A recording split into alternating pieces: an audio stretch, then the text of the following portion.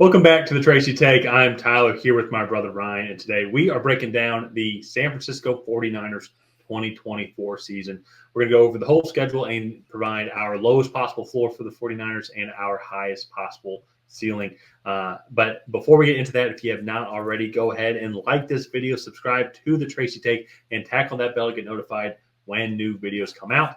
Once when the season starts, which is just a couple weeks away, Ryan and I, we will be doing weekly prediction videos for all of the 49ers games that you're not going to want to miss. So go ahead and subscribe to the channel and tackle that bell to get notified when those videos come out. So Ryan, before we get into the schedule here, I think one of the areas I want to talk about is just some of the areas of improvement for the 49ers. And maybe this isn't so much of an improvement just because they're already one of the best teams in the league, but just their ability to replenish the defensive line pieces that they lost, I think was a great area of success for the Niners in this offseason. Just for a quick example, they lost Chase Young, Sebastian Jones today, Eric Armstead, Javon Kinlaw, Clyde Farrell, Randy Gregory. No particular order, just listing off some of the defensive line guys that started or were depth pieces. And then guys they were able to replace them with: Leonard Floyd, edge rusher, Yatir Gross-Matos, edge rusher, defensive tackle, Malik Collins, and Jordan Elliott. They also then did getting Kevin Givens as well. Another guy, too, also just to kind of throw in that front seven. I do like the fact that they got Devondre Campbell as well. And so, once again, not really too many great guys, who are just like, wow, like so much better. I just think guys that were able to replace statistically what they lost, almost like the Moneyball approach. Do you agree with that? And what are some other areas do you believe the Niners improved on this season? Yeah, I think when you look at that defense, I think they have a star in Nick Bosa. They have a star in Fred Warner in that front seven. So I think they just kind of need other guys that can come in and just do their job. And I think that's exactly kind of what you're talking about with that Moneyball approach is like we're just buying this level of production and we need to get that level of production as cheap as possible. So definitely agree there. I also think I like some of the things that they did to address the offensive line. They didn't really lose anybody on that offensive line as far as I see.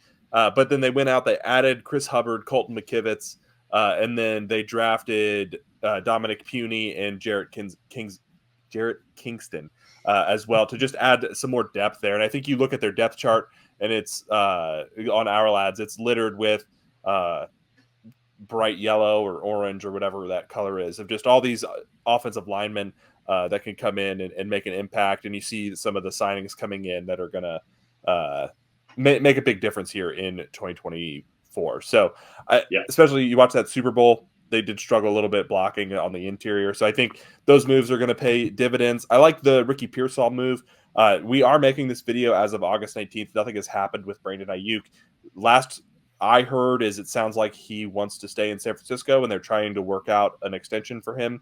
But crazier, like we'll see what actually happens. So all in all, I think they did a pretty good job. I guess just improving in the trenches overall and adding good depth to this roster.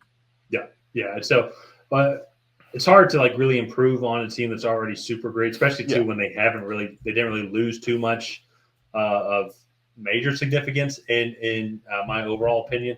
But that being said, I think being able to stay the status quo, I think is going to be huge and make all the other teams have to improve and beat you. So let's quickly go over their schedule here before recapping like their floor and ceiling at the end. We're going to break it up into 3 6-game segments here. So week 1, they host the Jets on Monday Night Football. It's going to be Aaron Rodgers' first full game back, so that's going to be very interesting. But at home, I don't think that will be an issue. Week 2 at Minnesota, that's going to be their toughest game, obviously. Week 3 at the Los Angeles Rams. Week 4, I take that back. This is the toughest game against New England home.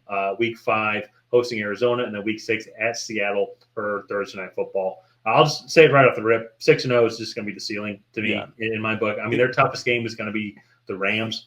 I mean, we really don't know with the Jets. It is also week 1, but my money's going to be on San Francisco to win that game. So to me, 6-0 to me is the ceiling. Floor, I mean, we could get really, really picky if we really wanted to. 4-2. I'm thinking 4-2. Like maybe they lose to the Rams and then they lose to the Jets, or maybe they lose some random no-nothing game later on. But that to me, I just think I look at a 4-2 is just even that feels like a stretch. A lot of X factors have to go into it. Injuries are going to play a big factor. But to me, I think 4-2, 6-0 is a good spread there.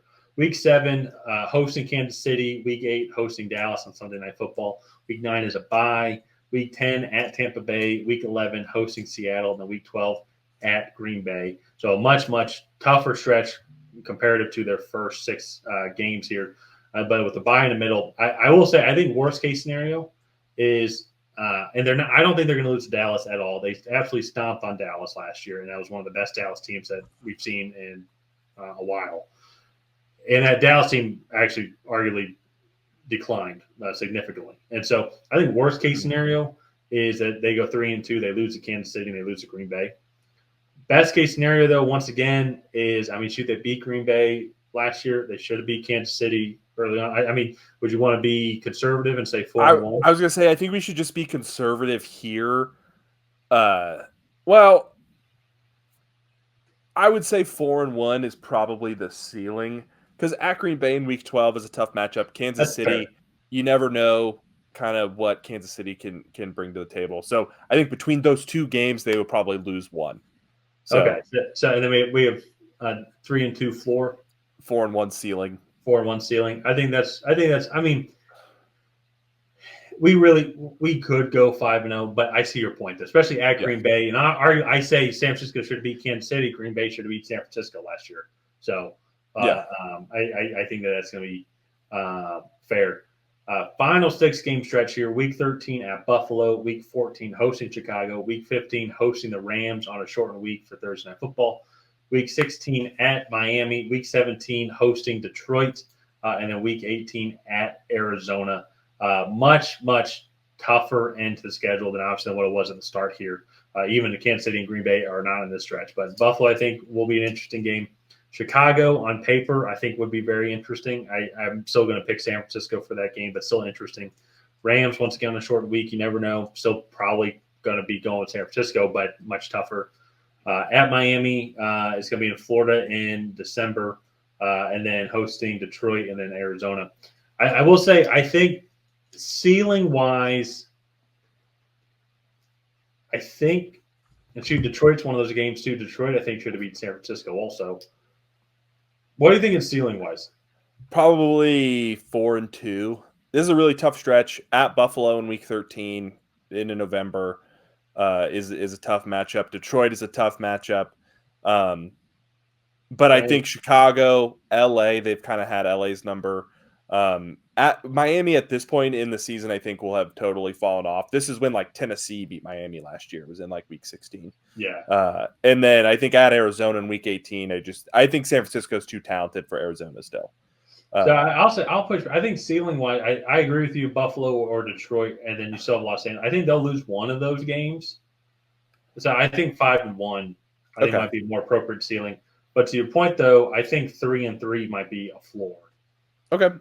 And so because there's still a combination of games where maybe let's say they beat Buffalo, but for some reason they lose to Chicago or they lose to the Rams, Detroit, and then Week 18, who knows? Maybe they have everything locked up, and then they lose that game to Arizona. So I think 3-3 and then 5-1, and so that puts them at a floor of 10-7, and then a ceiling of 15-2. And what's interesting too about this is when we did the Rams video, which we just recorded, actually, we had their ceiling at 13-4 with almost sure losses to the Niners, just because I think that the teams were better. So we were even joking going into this. It's like the Niners are going to have to be 15-2 as their ceiling, which I just think that they're still one of the better teams in the NFC. Until kind of proven otherwise. Unfortunately, it took a Brock Purdy Tommy John surgery to kind of really eliminate them from the NFC Championship game 2 years ago. They might have still lost that game, but it'd been a much hell of a closer game than it was than having Josh Johnson and then like somebody else back there, quarterback. Brock Purdy came back in because Josh Johnson got hurt. Yeah, with the torn UCL. Yeah. So I still think they're still one of the top teams.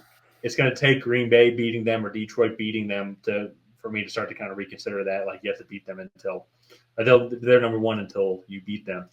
But when it comes to then our record predictions, you had them at 12-5. I had them at 11-6 for the overall record prediction. And I think the more and more I look at it, it's kind of looking at their schedule. I agree. I'm probably a little bit closer to you, the 12-5 for being the NFC champ. Is I think they have a relatively easier schedule. They have all the easy games early on. They can get into a rhythm. And all their really tough games are going to be later on in the season, and where they're more in a rhythm. So are the other teams, but I think you know what it reminds me of. You know, like Alabama and Georgia, they'll play like 6 teams that just absolutely suck through the first 6 weeks of the season, and then it's like, all right, we've had our tune-up games. Now, like we'll work our way into SEC competition. That's a fair point. That is a fair point. And so it does kind of have that feeling. Even too, you mentioned Buffalo, but it's like if they're on a roll, like maybe they lose one game up until that point, but they have things figured out. I think that's still going to be just a tough matchup for them. And so, as I keep saying, they're still one of the better teams in the league. And the one thing I will say is if they do lose Brandon Ayuk, I have a lot more concerns about this offense because Trent Williams is 35. Deebo Samuel is approaching 30, and he is going to wear a lot more of the hits, I think, than like a normal wide receiver who might carry on into their early 30s just because of how he's built. And Christian McCaffrey, he's as great as he is. We all know the clock is limited there as well, and so they can only ride him so much until his body will eventually give out. So like I am interested to see how long this window stays open. And if they lose Ayuk, maybe it doesn't affect them as much this year, but I think that could be the beginning of I don't want to say the beginning of the end, but like the turning of the tide for San Francisco of being the dominant NFC team, where now they're much closer to the pack. So I really hope that they can get that deal done and keep him there for San Francisco fans' sake.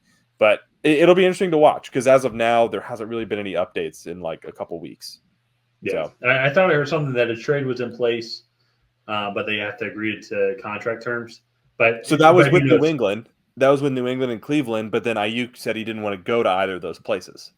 Yeah, to see Twitter and the internet, they're always the most trustful sources. Well, when Adam Schefter's tweeting it, it's a little bit better. Yeah, but Shefty, though, I don't know. He's done some things in the past. Like even, I don't know. He is right the vast majority of the time. Yeah. I will say that. So. But I mean, all in all, the 2024 outlook, I think San Francisco 49ers fans would be disappointed with anything other than a Super Bowl. I think they finally want to get over that hump of the Kansas City Chiefs. And pretty much, yeah. A lot of teams are saying that right now. Yeah, that's fair. So let's go ahead and wrap this one up here. If you guys have not already, please go ahead and like and subscribe. Leave a comment down below on what you think the floor and ceiling of the San Francisco 49ers will be in 2024. Other than that, we will see you guys next time.